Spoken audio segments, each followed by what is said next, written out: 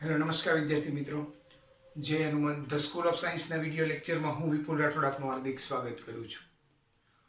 આપણે જે periodic function ભણીએ છીએ, જે જીમેન અને એડવાન્સ માટે આપણે જોઈ ગયા કે મોસ્ટ ઇમ્પોર્ટન્ટ જે ટોપિક છે, બરાબર, જેના દાખલા આવર્તમાં આપણે ટી મતલબ કે એનો પીરિયોડિક ફંક્શન મેળવવાના હોય છે, ત્યાં આપણે ઘણા ખરા પ્રોબ્લેમો ઉદ્ભવતા હોય છે. એ બધા પ્રોબ્લેમોનું સોલ્યુશન એટલે જી ફાઇટરની અંદરના મેથ્સના લેક્ચર, બરાબર. તો એની અંદર આપણે વાત કરી હતી કાલના લેક્ચરની અંદર, આપણો જે લાસ્ટ લેક્ચર હતો એની અંદર આપણે બધી વાત કરી હતી કે ભાઈ પીરિયોડિક ફંક્શન હોય જેની અંદર એની પ્રોપર્ટીઝ આપણે મેળવી હતી. તો એ પ્રોપર્ટીઝ અમુક એવી હતી કે આવું હોય તો આમ કરવાનું, સાઇન કોસ ટેન કોટ બધા મોડમાં હોય તો એનું આવર્તમાન શું લેવાનું, મતલબ કે પીરિયડ શું લેવાનું, આવી બધી જ વાતો આપણે જોઈ ગયા છે. લગભગ મને જ્યાં સુધી બાકી છે ત્યાં સુધી કશું જ બાકી રાખ્યું નથી, બરાબર. બાકી છેલ્લે હતું તો તમને બે વિધેય આપેલા હોય, એફ ઓફ એક્સ ને જી ઓફ એક્સ, એના આવર્તમાન તમને ખબર હોય T1 ને T2, તો એના એલસીએમ એટલે કે લસા લઈ અને તમે ચેક કરી શકો એનું આવર્તમાન કદાચ એક્ઝિસ્ટ કરે અને ન પણ કરે, બરાબર. આવી બધી વાતો આપણે જોઈ ગયા હતા. તો એ કાલનો જે લેક્ચર હતો એના જે બે ત્રણ દાખલા મારે તમને સમજાવવાના છે. એ દાખલા અને આની પછીનો જે લેક્ચર ચાલુ થાય છે એટલે ફંક્શન ઇક્વેશન. તો તમે તમારા કોઈ મિત્ર હોય જે તમારા સિનિયર હોય, જે 12મા ધોરણની અંદર હોય, એને તમે પૂછો ને કે બેટા તને પ્રોબ્લેમ ક્યાં થાય કે સંબંધ અને વિધેય ચેપ્ટરની અંદર, તમે પૂછો તને સંબંધ અને વિધેયમાં શું નથી આવડતું, તો એમ કે સાહેબ મને છે ને દ્વિક્રિયાવાળા દાખલા આવડે, સ્વવાચક સ્વને એ બધાય આવડે, બીજું કે ઇન્વર્સ વાળા આવડે. તો તને વાંધો કે આપણે એમ કહીએ કે તો તને ક્યાં પ્રોબ્લેમ છે? તો એ કે પ્રતિવિધેય એટલે કે ઇન્વર્સ વાળા આવડે, એક આવડે, વ્યાપ્તય આવડે, મને તો એ બધું આવડે. તો દાખલામાં પ્રોબ્લેમ ક્યાં ઉદ્ભવે છે કે કી દાખલા તને નથી આવડતા? તો કે છે બોલો એફ ઓફ એક્સ કરી નથી આવતા કે જેમાં એફ ઓફ એક્સ પ્લસ 2 હોય ને કાંઈક અલગ અલગ આપી દીધું હોય, 4 ઓપ્શન આપ્યો એમાંથી મેળવવાનું. એફ ઓફ એક્સ હું ચેક કરવું કે એફ ઓફ એક્સ આપણે કેમ ખબર પડે કે એફ ઓફ એક્સ આ જ લેવાનો, ને આપણે કેમ એમ ચેક કરવું કે બધેમાં તો આપણે યાદ નથી રાખી શકતા. બસ એવા દાખલાઓમાં મને વાંધો પડે છે. મતલબ કે આવા દાખલાના જે આનથી ડીપમાં આપણે એની પછીનો જે ટોપિક ભણવાના છે આજના લેક્ચરમાં, એની હું વાત કરું છું. એવા દાખલામાં બધાને પ્રોબ્લેમ થતી હોય છે કે સંબંધ અને વિધેયના જે ટોપિક છે એ તો બધા આવડે જ છે, પણ જે આજે આપણે ટોપિક ભણશું ફંક્શન ઇક્વેશન, એની અંદર બધાને પ્રશ્નો ઉદ્ભવે છે કે એ વસ્તુ છે એમાં એને આવડતું નથી, બરાબર બેટા.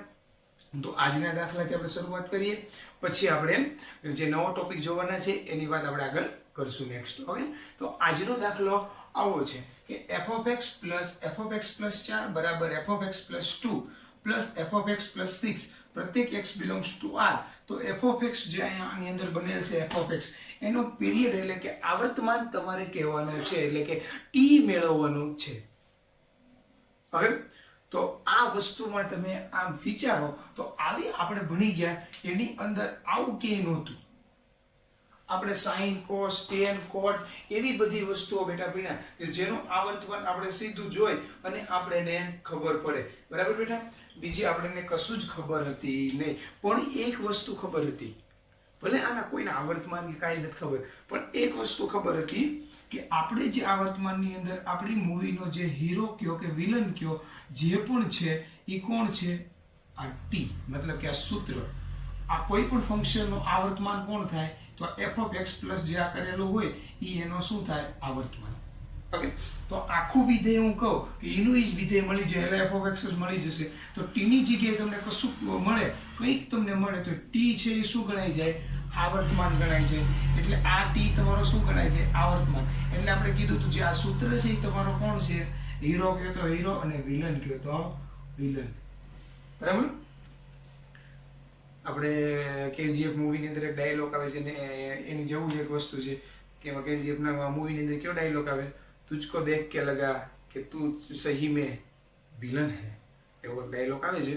તો આ સૂત્ર આપણે જે જોઈએ, બરાબર, આવર્તમાન પીરિયોડિક ફંક્શન માટે, એટલે આ જોઈને આપણને એવું લાગે છે તુજકો દેખ કે કુછ લગા તું હી વિલન હે, બરાબર. તો એના જેવી વાત છે. તો આપણે ટી વસ્તુ મળી જાય એટલે આપણો થઈ જશે આવર્તમાની સૂત્રની અંદર. તો હવે જો હું અહીંયા એક્સ હોય, બરાબર, x ની જગ્યાએ હું x + 1 મૂકું, 2 મૂકું, 3 મૂકું તો શું થશે? જ્યાં x હશે ત્યાં આપણે શું કરીએ છીએ? x + 3 મૂક્યો તો x + 3, x + 2 મૂક્યો તો x + 2, x + 1 મૂક્યો તો x + 1, x + 1000 મૂક્યો તો x + 1000. એટલે કે રિપ્લેસ કરીએ છીએ આપણે. શું કરીએ છીએ? રિપ્લેસ કરીએ છીએ. એટલે કે આપણે રિપ્લેસિંગ કર્યું. તો હું x ની જગ્યાએ મૂકું છું x + 2. શું મૂકું છું? x + 2. તમે એમ કહેશો સાહેબ x + 2 શું કરવું? તો અહીં જોજો, આપણે દાખલા જોઈએ એની અંદર જ બધું આવી જશે. તો જો હું x ની જગ્યાએ રિપ્લેસ કરું છું x + 2 થી, એટલે અહીંયા મૂકું તો શું થાય? તો આવું થાય f(x + 2) વત્તા, હવે x ની જગ્યાએ મૂકું તો શું થાય? f(x + 2) અને વત્તા 4, એટલે 4 ને 2 કેટલા થઈ ગયા? 6. કેટલા થઈ ગયા? 6. બરાબર. x + 2 મૂકું શું થઈ જાય? x + 4. આવું થઈ જાય. અહીંયા મૂકું તો શું થઈ જાય? f(x + અહીંયા 2 મૂક્યો, 2 ને 6 કેટલા થઈ ગયા? 8. આને કયો સમીકરણ નંબર 2. આ પેલું જે રકમ આપ્યું તેને કયો સમીકરણ નંબર 1.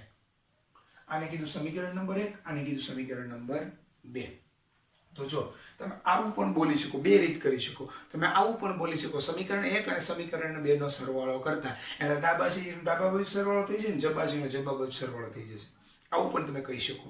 ઓકે, આવું ન કેવું હોય, બરાબર, તો શું થાય બેટા? તો તમે આવું પણ બીજું મેં કીધું સમીકરણ 1 અને 2 ઉપરથી આવું તમે કહી શકો, બરાબર. અથવા તો તમે આમ પણ કહી શકો કે ઇક્વેશન ભાઈ 1 અને ઇક્વેશન 2 પરથી, બરાબર.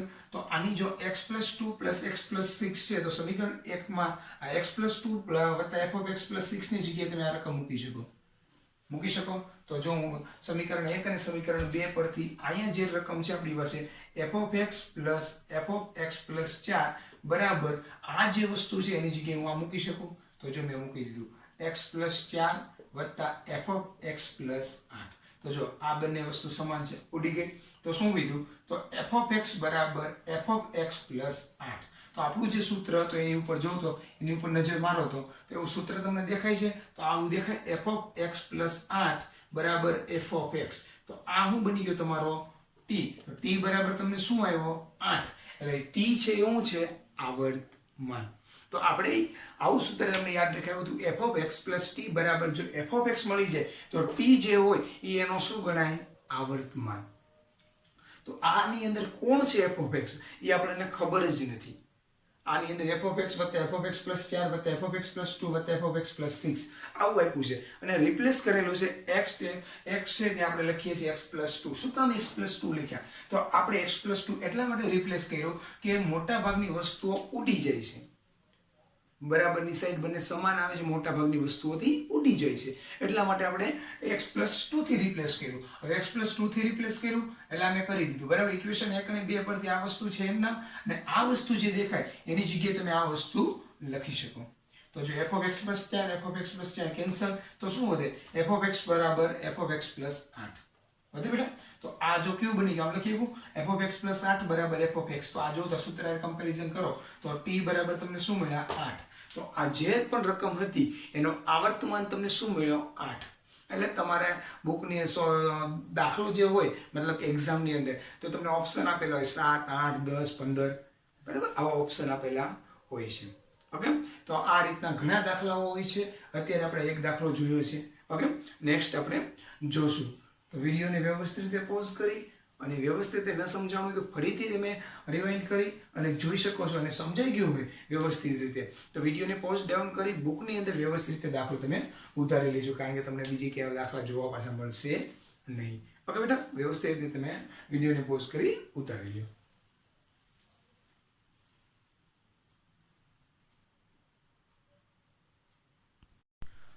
તો બેટા આપણે પીરિયોડિક ફંક્શનનો અહીંયા એન્ડ લાવીએ છીએ અને નવો ટોપિક આપણે શરૂ કરીએ છીએ.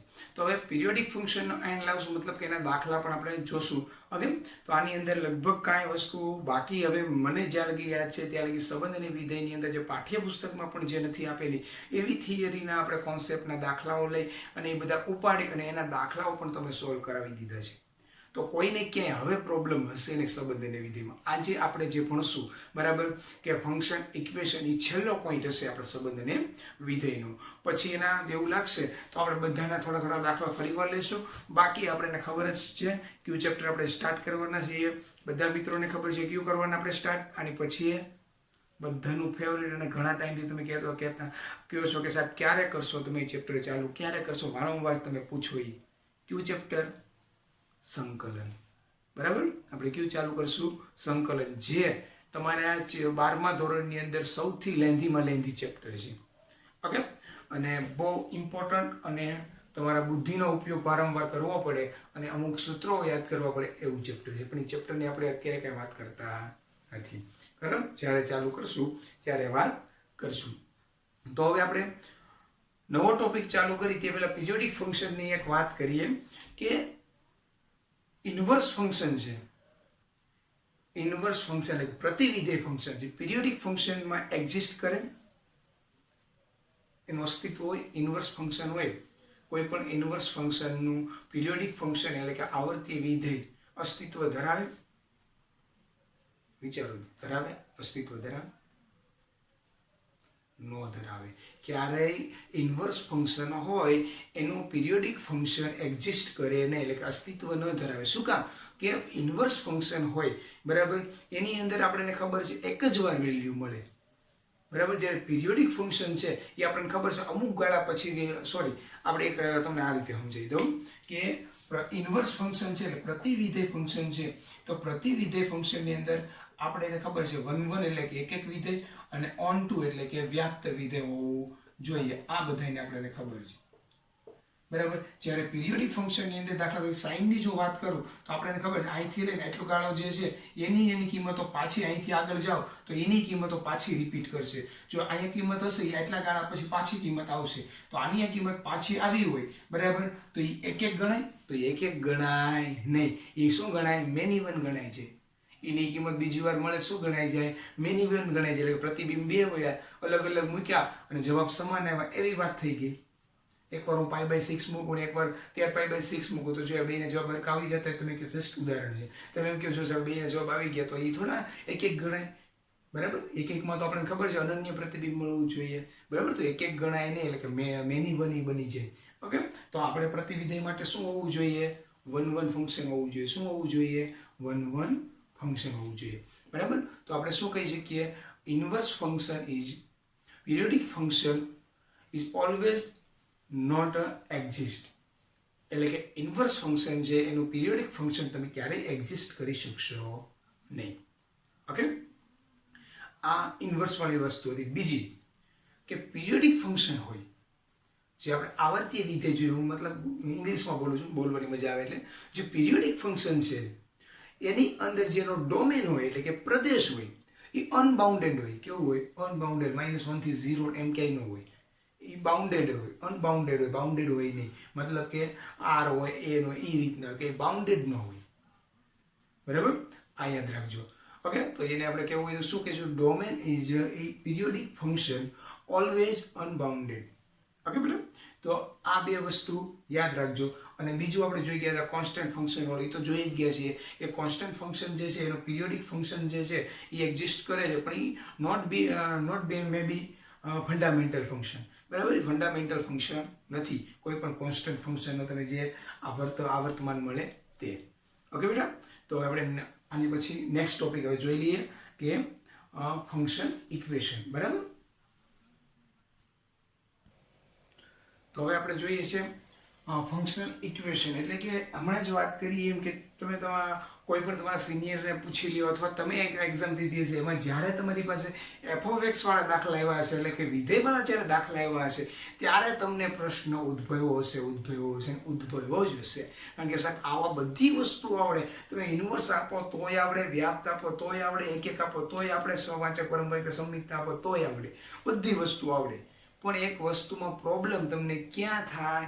તો તમને જ્યારે આ ફંક્શનલ ઇક્વેશન આપે એટલે કે f(x) વાળા સ્વરૂપમાં દાખલા આપેલા હોય, હમણાં આપણે જોશું અઢળક દાખલાઓ, જે ત્યારે એવા દાખલાઓ આપેલા હોય છે ત્યારે તમને બધા પ્રશ્નો ઉદ્ભવતા હોય છે. તો આ બધા જે પ્રશ્નો ઉદ્ભવે છે એનું એક જ સોલ્યુશન છે, G-NEET ફાઇટર્સ.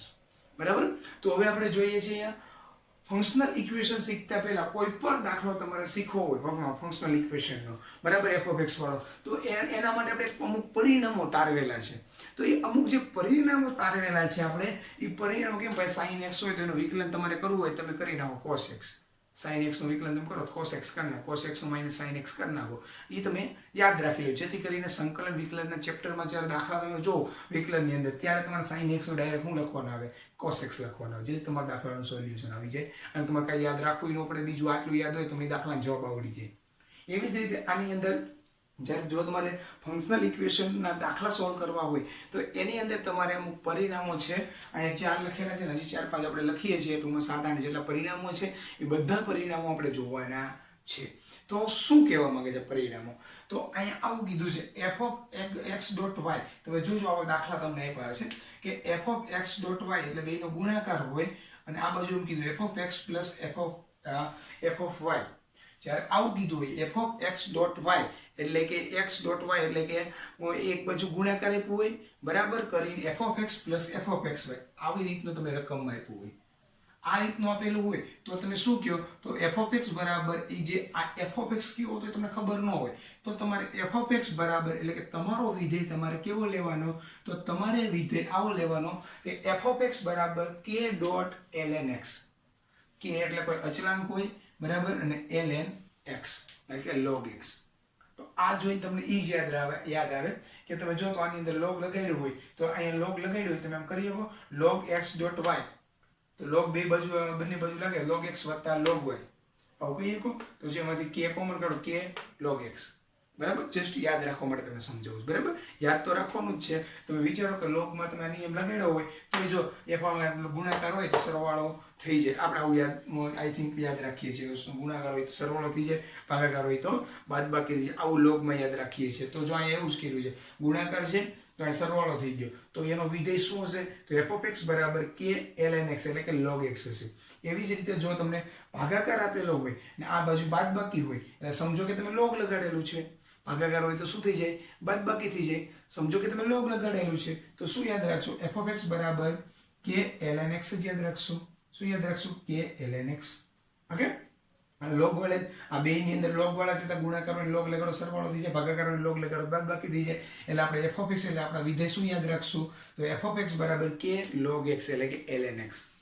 ઓકે, એવી જ રીતે તમે જો તો કેવું આપ્યું છે, f of x dot y બરાબર f of x dot y એટલે કે આ f of x dot y અંદર જો x ડોટ y લગાડ્યું હોય ફંક્શન ની અંદર તો બે છૂટા પડી જાય, f of x dot f of y થઈ જાય. તો એનો વિધેય શું લેવાનો, તો એનો જે આવી રકમ હોય, જો આવી રકમ આપેલી હોય તો તમારે એનો વિધેય લેવાનો f of x બરાબર x રેઝ ટુ n. કેવો વિધેય લેવાનો, f of x બરાબર x રેઝ ટુ n. તમે કહો સાહેબ આ કઈ રીતે, તો બેટા સાબિત કરવું હોય થઈ જાય. જો તમારે સાબિત કરવું હોય તો આ વસ્તુ થઈ જાય, બરાબર. પણ બને ત્યાં સુધી આપણે સાબિતીની અત્યારેની કોઈની જરૂર છે નહીં. એવું લાગે તો એકાદનું આપણે સાબિત કરી નાખીએ, બરાબર, બાકી સાબિતીની કઈ જરૂર છે નહીં. તમારે આ સાબિત કરવું હોય તો આરામથી સાબિત થઈ જાય. ઓકે, એ હમણાં હું તમને સાબિત કરીને બતાવીશ. હવે જો f of x plus y હોય તો જો બે ની અંદર f of વિધેય ટૂંકમાં f લાગી જાય, f of x અને f of y બે છૂટા પડી જાય. જો તો ત્યારે વિધેય તમારે શું લેવાનું, f of x બરાબર kx. એવો વિધેય લેવાનો f of x બરાબર kx. શું લેવાનું, f of x બરાબર kx. ઓકે, હજી આપણે લખવાના છે આવા વિધેયો, ઘણા બધા આવા નિયમો છે, આવા બધા નિયમો આપણે યાદ રાખવાના છે. ઓકે, તો હજી એક વાર કે ભાઈ ગુણાકાર હોય x ડોટ y તો આપણે શું કરવાનું, જો ગુણાકાર એક બાજુ ને એક બાજુ સરવાળો આપેલો હોય, રકમ આ બધું રકમમાં આપેલું હોય છે, તમારે યાદ આ બધી રકમમાં આપેલો છે, યાદ શું રાખવાનું છે, આ આપણે f of x આવું ધારવાનું છે. તો જો f of x dot y લખેલું હોય તો તમે આમ લખી શકો f of x plus f of y, આ સોરી આમ લખી નહીં, આ રીતે આપેલું હોય તો તમારે વિધેય શું યાદ રાખવાનું, f of x બરાબર k log x. ઓકે, અને જો ભાગાકારમાં આપેલું હોય f of x ભાગ્યા y તો આપણે સમજીએ log વાળું છે, ભાગાકાર છે, શું થઈ આપેલું હશે, બાદબાકી આપેલી હશે, તો એનું શું યાદ રાખશો, f of x બરાબર k log x. બરાબર. હવે જો f of x dot y બેનો ડોટ ગુણાકાર છે તો બે અલગ પડી જાય, f of x into f of y આ રીતે આપેલું જ છે રકમની અંદર. તો તમે એનું વિધેય શું યાદ રાખશો, f of x બરાબર x રેઝ ટુ n. એવી જ રીતે તમને આ સરવાળો આપેલો છે f of x x plus y, f of x plus y તો બે અલગ પડી જશે એફ ઓફ એક્સ વત્તા એફ ઓફ વાય. તો એફ ઓફ એક્સ શું યાદ રાખશો? કે એક્સ. આ બધા તમને શું આપેલા છે? વિધેયો. બરાબર. આવી વસ્તુ આપેલી છે તમને રકમમાં. આ આપેલું તો આ યાદ આવું લેવાનું, આ આપેલું આવું લેવાનું, આ આપેલું આવું લેવાનું, આ આપેલું આવું લેવાનું. બરાબર. આ બધી વસ્તુઓ તમારે યાદ રાખવાની છે. કોના માટે? ફંક્શનલ ઇક્વેશન જ્યારે તમે કોઈ પણ દાખલો ગણો ત્યારે ગમે વસ્તુ તમને આપેલી હશે એની ઉપર તમે વિધેય બનાવતા આવડવો જોઈએ. મતલબ યાદ જ રાખવાનો છે. ઓકે, જેથી ફંક્શનલ ઇક્વેશન કોઈ પણ તમે દાખલો ગણો સોલ્યુશન એનું મળી જાય. તો હવે આ મેં કીધું તમને સાબિત કરીને બતાવ્યું. તો આપણે એક વસ્તુ આ કરવું હોય તો ના કોઈ પણ એક વસ્તુ સાબિત કરીએ કે બધીની અંદર તો આપણે સાબિત નહીં કરીએ. તો પહેલા વિડીયોને પોઝ ડાઉન કરી એક કામ કર, પહેલા હું લખી નાખું. લ્યો તો જો આ રીતે f of x બરાબર x રેઝ ટુ n આવું યાદ રાખવાનું કીધું. તો હું મૂકું છું x ની જગ્યાએ x ડોટ y મૂકું છું. તો જો f of x dot y તો એ ક્યાં લખશે? અહીં લખશે x dot y raise to n. તો આ રીતે કહી શકું x raise to n y raise to n. Okay, તો જો x રેઝ ટુ n હોય શું થઈ જાય? f of x થઈ જાય. અને y રેઝ ટુ n હોય શું થઈ જાય? y મૂકો તો y રેઝ ટુ n થઈ જાય. તો આ શું થઈ જાય? f of y. તો જો તો f of x dot y હતું તો શું થઈ ગયું? f of x dot y. એવું જ આમાં કરી શકો, બધેમાં એવું કરી શકો. બરાબર. પણ એની આપણે કાંઈ જરૂર છે નહીં, એવી મને કાંઈ પણ કાંઈ જણાતી નથી. તો વિડીયોને વ્યવસ્થિત રીતે પોઝ ડાઉન કરી પહેલા તમે આ બધા સૂત્રો લખી લો. જે આની પછી પણ આવશે પહેલા એકલા લખી લો. બરાબર બેટા?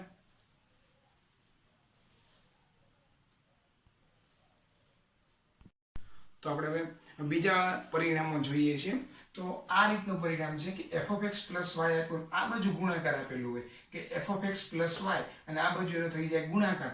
ત્યારે તમારે વિધેય આવું યાદ રાખવાનું છે f of x બરાબર a રેઝ ટુ x. આ વિધેય યાદ રાખવાનું છે. આ તમને રકમમાં જ આપેલું હશે કે f of x plus y બરાબર f of x dot f of y. તો તમારે શું યાદ રાખવાનું? f of x બરાબર a રેઝ ટુ x. આ વસ્તુ યાદ રાખવાની છે. બરાબર. કારણ કે 6 છે આપણી પાસે, 6 તમે યાદ રાખી લેશો એટલે કોઈ પણ ફંક્શનલ ઇક્વેશનનો દાખલો આવે તો ફટાક નારાનો જવાબ આવડી જશે. ઓકે, પણ એના માટે તમારે 6 ઇક્વેશન યાદ રાખવા પડશે. હવે જેમ આપણને ખબર જ છે, હવે કોઈ પણ વસ્તુ લઈ લો એમાં જે મહારથી હોય, જે મેન હોય એને આપણે ભીષ્મ પિતામાં કહીએ. જેમ આપણે ફંક્શન ઇક્વેશન જે છે એનો ભીષ્મ પિતામાં એટલે છેલ્લો આવડો પરિણામ. Most IMP. આમાંથી ઘણા બધા દાખલાઓ પૂછાયેલા છે. બરાબર. તો આની અંદરથી ઘણા બધા દાખલાઓ પૂછાયેલા મોસ્ટ આઈએમપી છે. અને તમે કદાચ આવો પ્રશ્ન બેંકમાં એરએલએસમાં એરએલની અંદર આના થકી આને લગતા દાખલા જોયા હશે કે f of x dot f of 1 upon x અને ભાગાકારમાં હશે 1 upon x. f of x dot 1 f of 1 upon x આ બાજુ ડોટ હોય એનો ને એનો આ બસ થઈ જાય સરવાળો. ત્યારે f of x શું લેવાનું? તો f of x તમારે આવો લેવાનો 1 plus or minus x raise to n. n belongs to n. Capital પ્રાકૃતિક સંખ્યા હશે એટલે 1 plus or minus x raise to n. કા પ્લસ પણ હોઈ શકે ને કા માઇનસ પણ હોઈ શકે. શું કામ પ્લસ ક્યારે હોય માઇનસ ક્યારે હોય? તો એ તમારે આ જે દાખલો આપેલો હશે એની કન્ડિશન ઉપર આધાર રાખશે કે પ્લસ લેવાનું કે માઇનસ લેવાનું. એ આપણે દાખલા જોશું એટલે ખબર પડશે કે આપણે પ્લસ લેશું કે માઇનસ લેશું. બરાબર. તો આ 1 plus or minus x raise to n. n જે છે કેવો હશે? પ્રાકૃતિક સંખ્યા હશે. તો આપણે કેમ યાદ રાખશું બેટા? તો f of x dot f of 1 upon x આ બાજુ જેનો f of x ને એનું વ્યસ્ત હશે એનો જે ગુણાકાર હશે એનો આ બાજુ સરવાળો થઈ જશે. એટલે f of x બરાબર 1 plus or minus x raise to n belongs to n.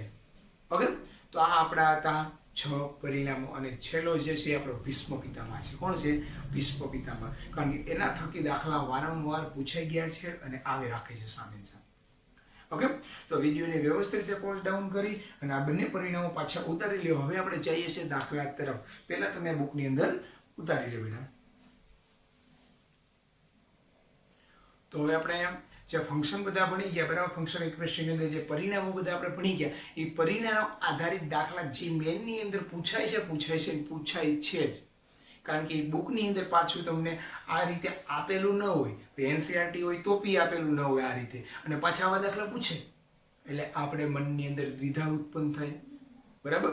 એટલે એ દ્વિધાને દૂર કરવા માટે ફંક્શન ઇક્વેશનનો આપણે આખો પોઈન્ટ જ લીધો છે અને આખો પોઈન્ટ જ આપણે સમજાવીએ છીએ. તમે રકમ જો એટલે તમને અચાનક જ યાદ આવી જશે કે હા યાર આવા દાખલા તો મેં ઘણા બધા જોયા છે. એરલેસમાં જોયા છે, પ્રશ્ન બેંકમાં જોયા, એલએનમાં જોયા, ઘણી જગ્યાએ મેં આવા દાખલા જોયા છે. ત્યારે હું અટકળ યાદ રાખી લેતો તો આવું યાદ રાખવાનું. ત્યારે તમને અથવા તમે એવું ભણી ગયા અથવા તમે અટકળ યાદ રાખી લેતા હશો કે આના બરાબર આવું યાદ રાખી લેજો, બરાબર. પણ આપણે ત્યારે તમને ફંક્શન ઇક્વેશન બનાવી અને હમણાં પરિણામો બધા યાદ રખાવ્યા, તો એના આધારિત જ દાખલા હશે. તો હવે પરિણામ આપણી પાસે કેવું છે? તો આપણી પાસે આવું પરિણામ આવ્યું છે કે f of x plus y બરાબર f of x dot f of y, એટલે આ બાજુ સરવાળો છે એનો આ બાજુ ગુણાકાર થઈ જાય છે. તો આપણે હમણાં પાંચમું જ પરિણામ જોઈ ગયા. જ્યારે તમને આવું આપેલું હોય f of x plus y, કે તમે x plus y કોઈ વિધેયની અંદર મૂકો છો, બેનો x અને y નો બેનો ગુણાકાર થયેલો વિધેય બેનો ગુણાકાર થયેલો મળે, આવું તમને આપેલું હોય ત્યારે તમારે f of x શું લેવાનું? તો તમારે ત્યારે f of x a raised to x લેવાનું. આપણે હમણાં વાત કરી, પાંચમું આપણું પરિણામ, બરાબર. કીધું તો યાદ રાખી લેજો. તો f of x બરાબર શું આવ્યું? a raised to x. તો મને અહીંયા f of 4 બરાબર 16 આપેલા છે, તેનો ક્યાંક ને ક્યાંક ઉપયોગ થશે, બરાબર. ક્યાંક ને ક્યાંક ઉપયોગ થશે. તો જો મને ક્યાંક ને ક્યાંક ઉપયોગ થશે ને મારે શું જોઈએ છે? f of 3. તો આની અંદર 3 મૂકી દો, મારો જવાબ મળી જાય. તો જો મળે f of 3 બરાબર a raised to 3. હવે મને a શું છે ખબર પડી જાય ને મૂકી દો તો તમારો f of 3 નો જવાબ મળી ગયો, મારું કામ થઈ ગયું પૂરું. તો મારે શું આમાંથી મેળવવું પડશે? a મેળવવું પડશે. તો આ જે છે એ મને કોઈ કન્યાદાનમાં તો નહીં આપ્યા હોય, આ રકમમાં આપેલા શું કામ આપેલા છે? ક્યાંક ને ક્યાંક ઉપયોગ કરવા આપેલા હશે, બરાબર. તો જો f of 4 બરાબર 16. તો જો x ની જગ્યાએ હું કેટલા મૂકું છું? અહીંયા જોઉં તો 4 મૂકું છું. તો f of 4 બરાબર a raised to 4. હવે f of 4 એટલે કેટલા? 16. તો 16 બરાબર a raised to 4. ઓકે. 4 ને આ બાજુ 16 નું તમે ચતુર્થ મૂળ કાઢો તો a બરાબર કેટલા મળે? 2. અથવા તમારે એવું ન કરવું હોય તો એની જગ્યાએ શું મૂકો? 16 થાય. એની જગ્યાએ 2 મૂકો તો 2 ની 4 ઘાત 16 થઈ જાય. ઓકે. તો a બરાબર તમને કેટલા મળી ગયા? 2. ફરીવાર f of x બરાબર a raised to x, એ તમારા ઇક્વેશન ઉપરથી યાદ રાખવાનું. આપણે કીધા 6, એની ઉપરથી ખબર પડી ગઈ. હવે તમને જે આપેલું છે એનો ક્યાંક ને ક્યાંક ઉપયોગ થતો જશે. તો જો x ની જગ્યાએ મેં કેટલા મૂક્યા છે? 4 મૂક્યા છે. જો 4 મૂક્યા, a raised to 4. તો f of 4 એટલે કેટલા છે? 16. તો a raised to 16. તો એની જગ્યાએ તમે શું મૂકો? 16 થાય. એની જગ્યાએ તમે 2 મૂકો તો 16 થાય. તો 4 નો 16 ચતુર્થ મૂળ કાઢો તો એ 2 થઈ જાય, બરાબર. તો a કેટલા મળી ગયા? 2. તો હવે આપણે f of 3 મેળવવાના છે. f of 3 એટલે જો x ની જગ્યાએ 3 મૂક્યા, અહીંયા 3 મૂક્યા, a raised to 3, બરાબર. હવે a બરાબર કેટલા મળ્યા? 2. તો એની જગ્યાએ હું 2 મૂકું, આ 2 raised to 3. તો f of 3 બરાબર 2 raised to 3 એટલે કેટલા થયા? 8. તો જો તો તમારા ઓપ્શનમાં કે f of 3 બરાબર શું આપેલું છે કે 8? તો પહેલો જ ઓપ્શન તમને 8 આપેલો છે.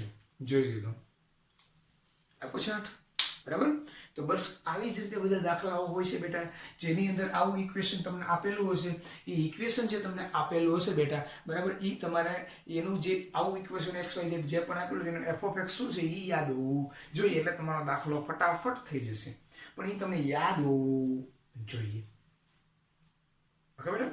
તો બધાને વ્યવસ્થિત રીતે સમજાતું હશે. ઓકે. તો વિડીયોને પોઝ કરી વ્યવસ્થિત રીતે તમે નોટબુકની અંદર ઉતારી લો બેટા.